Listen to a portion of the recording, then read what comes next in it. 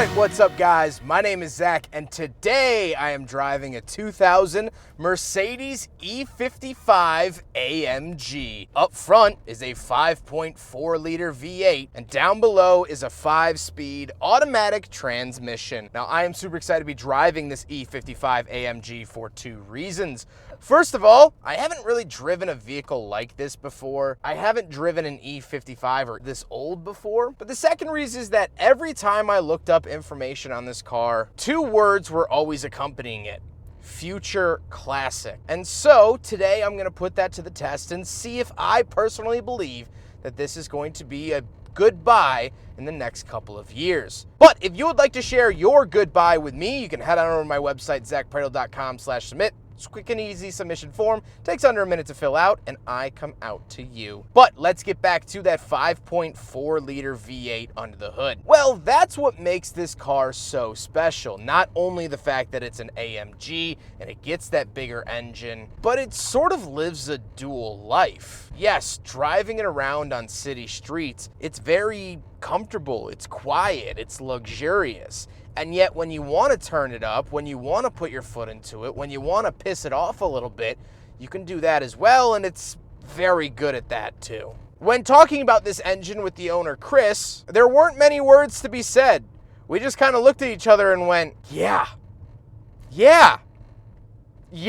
And that's the best way I can describe this E55 AMG's engine. Now, like I said, paired to it is a 5-speed automatic. By modern standards, it's not great, but back in the 2000s, really late 90s, you have to look at this as a late 90s car. It's fine. It does the job. I'm not really complaining, and driving around town, it's actually pretty comfortable and cushy transmission. Last but not least, of course, the E55 AMG is rear-wheel drive. So how does it feel to actually drive the E55? Well, it's great.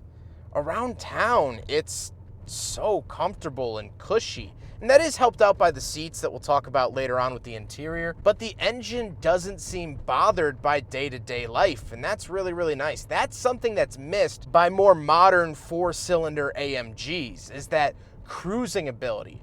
Power-wise, yeah, they make the same power. They'll go just as fast, you know, blah, blah, blah. But this is just so unbothered that it's amazing. It's like that one friend who, no matter the news, they'll say, all right, let's figure it out. You could tell them that you stubbed your toe and they'd go, all right, yeah, we'll figure it out. You okay? Or you could say, hey, there's an office building on fire across the street, people screaming. And that same friend will go, all right, yeah, let's go figure it out. Let's go see what we can do. That's how this car drives. And so even when you do push it and you want the performance, it asks, and what else? Do you want to do more? Do you want to do less? We can do whatever you want. It's almost too laid back in its philosophies, but in a good way, if that makes sense. This is the cool dad on the block. With that stuff out of the way, let's talk about the interior. Well, in front of me, I have 3 main gauges. Off to the left, I do have my coolant temperature and fuel. In the center, I have my speedometer that does say AMG on it.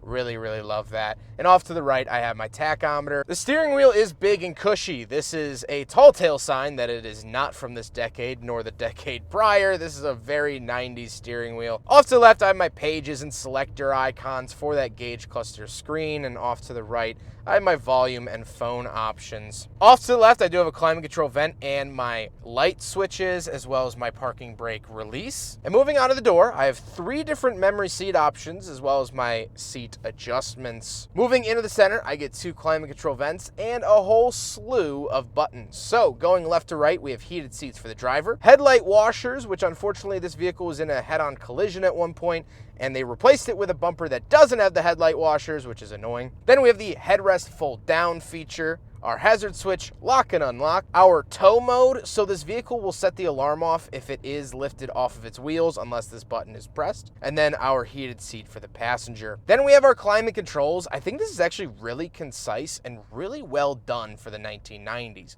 Dual zone climate, which is a fantastic feature to have. And it has a little digital readout, but it's not overly digital, still has physical buttons, and I have to say, it's just really well done. I'm very pleasantly surprised with these climate controls. Then I do have the radio, so this does have satellite navigation. I'm not a big fan of this system. I've driven an S-Class, actually multiple S-Classes with this system as well, and it's fine. It did the job back in the day, but It's rather frustrating here 20 years out. Then we do have an openable ashtray and cigarette lighter, of course. And then we come to the shifter area. Little crowded here. We do have traction control off up at the top. Our window switches surround the shifter. Then the shifter itself does say Sport on it, and I get 2 different transmission modes, W and S. This is highly debated in the Mercedes community, and please leave your thoughts down below of what you think they mean. I've heard summer and winter. I've heard summer and wet. I've heard sport and wet, sport and weather, tons of different things. The owner tends to think that it's summer and winter or sport and winter because the W mode starts you off in 2nd gear instead of 1st gear to minimize wheel slippage, which is helpful on ice and snow. So that's his theory, and I tend to agree with that. Then we do have our power mirror adjustments down below. Really love that. Our trunk release and our rear sunshade, of which still works.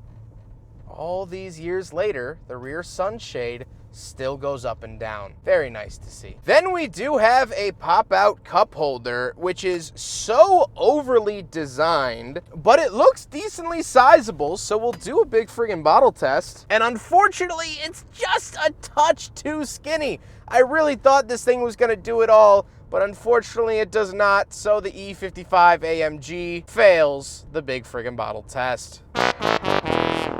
Then we do get a dual opening center console. The bottom has nothing interesting, but the top does have a phone receiver in it, back when car phones were still a thing. And then we gotta talk about the seats. The seats are very interesting to me because they are plush and comfortable.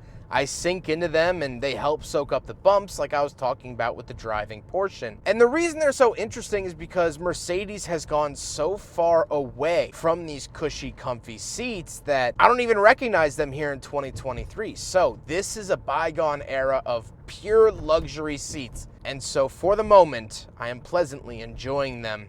But speaking of seats, we do have back seats, so let's go do a backseat review. All right, so we're in the back of the 2000 E55 AMG from Mercedes, and a couple of things to note.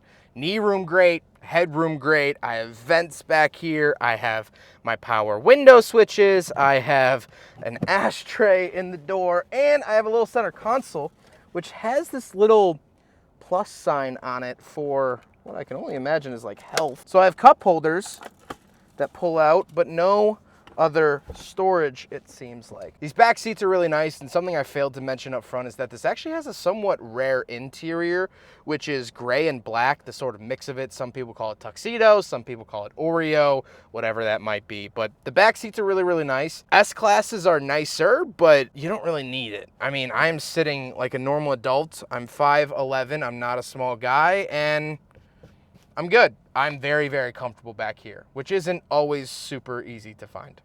Let's hop out. We'll take a quick look at the trunk and cargo space, and then we'll talk about the looks. All right, so we're on the back of the E55 AMG W210. Push that button in here, and here is the trunk. Plenty of space. Unfortunately, nothing like crazy or interesting. You can pull this up, and you do get a spare tire, which is pretty nice. But overall, nothing crazy. Now we gotta talk about the looks, and this honestly isn't my favorite. The front end just looks so 2000s, so bland to me. I do like the wheels. I think the wheels are very iconically AMG, and I love that about it. But overall, it just doesn't quite do it for me personally, but that's okay. Not every vehicle is going to be my cup of tea. I certainly hope that this is yours. But with all of that being said, let's get on to my final thoughts. What do I think driving a 2000 Mercedes E55 AMG? One of the most beautiful three-lettered acronyms in the world. Well, I have only really good things to say. There's a couple minor build quality issues. There's a decent amount of plastic in here, and under the hood, it is very, very common for the Mercedes badge to physically fall off because the glue gets hot on the engine, and then it just slides off into wherever. But the rest of it is actually very solid. The seats are solid, the doors have a nice solid clunk, everything else feels good. It's just that the plastics in here haven't aged amazingly well. But that's not why you buy this Mercedes. You don't buy it for the plastic interior. You buy it because of that engine. You buy it because of the way it drives, because of the way it feels, and because of the way it makes you feel. I always speak rather loudly in these reviews. That's just a part of my nature. That's half me being excited, half me not knowing how to modulate my volume. But I don't have to speak up in this video. I don't have to talk over a loud and brash engine, even though it has one. I don't have to strain my voice trying to describe this car to you. This is 100% a luxury car, but it is also 100% a sports car. 5.5 or so liter V8 is wonderful. You put your foot into it, you feel it in your chest, you feel it in your spine. You start to contemplate if you're actually really friends with this thing or if it was just playing nice.